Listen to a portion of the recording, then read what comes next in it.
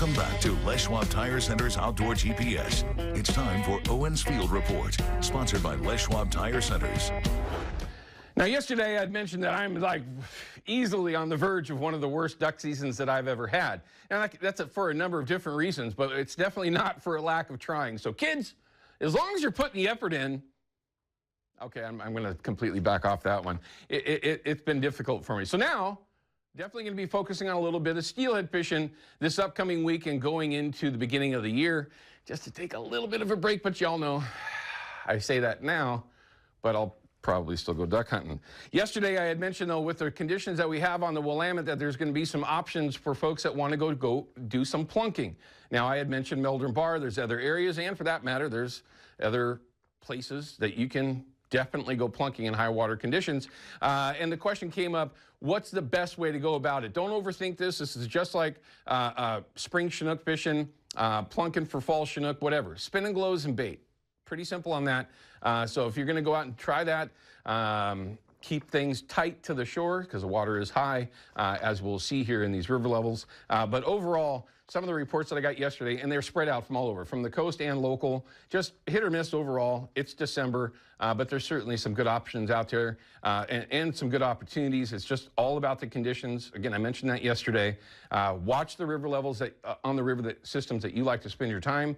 And if they're good shape, good conditions, play those conditions and just present the right baits and hope you run into a biter. But let's take a look at river levels real quick just to give you an idea what you're going to be seeing this week. And it seems like all the gauges that I checked this morning are all blipped out right here. I don't know what's going on there. It's a little concerning. A couple of the gauges that I was watching this past week for some of the rivers that I've been spending some time were completely off. They've been shut off for days and days. So I wouldn't read a whole lot into that. You can kind of still follow the forecast, but at the very least, there is an expected bounce coming on the Columbia, and for that matter, it's going to be happening on the Willamette as well. As you can see, we did have that small bounce. There's going to be a little window here if you did want to get out and do a little bit of plunking, but it's going to blow out by the end of the week. So it's all good stuff, especially for it being still December. A great freshet, no matter what system it is a good thing to start drawing some fish in. Same thing with some of the smaller local rivers. And once you take a look here along the coast, you're going to see that they're going to be a small bounce, nothing too dramatic. But throughout this Christmas week, you got decent conditions all up and down the coast, too. So if you're going to get over there and chase some steelhead around before Christmas, maybe the day after, maybe just need to get away for a break, this is a good week to go out there and do that. Again, all these gauges, it's just got to be some sort of a glitch. It happens every so often, but just kind of follow along with what those forecasts are. At the very least, you've got some decent conditions to get out there and spend some time. Brian, if you're trying to get to me, go ahead. Other than that, don't forget the Thrills and Gills giveaway over at the Mill Casino.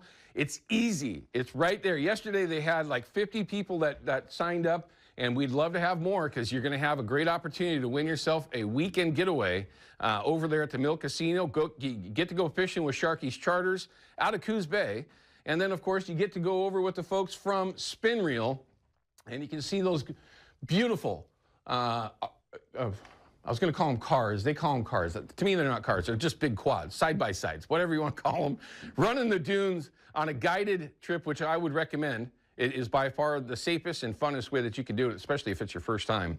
But it's the Thrills and Gills giveaway. Just click on that with your camera. Trust me, it works for all you old folks like me. Just put your camera up there. It'll do all of it from there for your phone and get yourself entered in the win. And you can only enter in one time. Also, if you have the opportunity, send Jason an email over Procure, and you might get lucky and win yourself a prize pack from Procure that will help you. And later on in my tech tip, you're going to see a couple of those exact scents that I'm going to recommend for that last-minute Christmas gift idea for someone in your life that wants to chase some steelhead. Now, if I'm not too soon or too quick here, let's go ahead and check in with Carly Olson and find out what this weather's going to do. It still looks like we got rain in the forecast each day.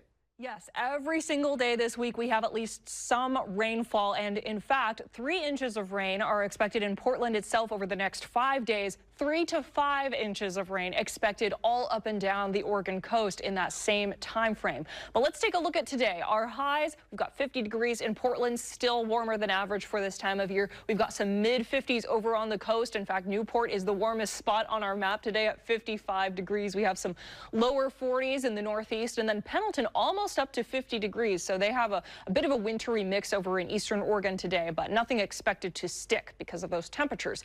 So throughout the day, we're going to have some scattered showers for the most part over on the coast and here in Portland. We'll have some clearing overnight, and then most of Monday is actually going to be a pretty dry day. The next time we'll see showers is tomorrow evening. Portland should start to see those showers closer to 7 or 8 in the evening, and then that should last into the first half of Tuesday. We'll have some scattered lighter rains for the first half of Tuesday, and then later in the afternoon that will also start to clear up, and then the first half of Christmas Day will be mostly dry before around lunchtime when we have another system hitting. So it's not going to be a completely dry or completely wet Christmas holiday season, but you know, we have some moments of dry weather, and then tomorrow our high is 54, so very warm, and then by the time we get to Christmas Day we will have cooled off just a little bit back into the upper 40s. So not looking like a white Christmas out there, but it does look like a Portland and an Oregon Christmas for that matter.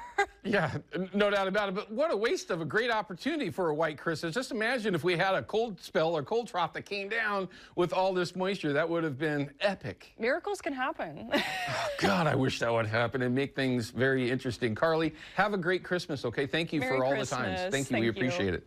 All right, everyone, we're going to cut to a break. I'm trying to save some time for Mr. Jack Glass. We've got good reception right now. We're going to take advantage of that. When we come back, we'll have a live report from Jack. He's out on the water chasing some steelhead.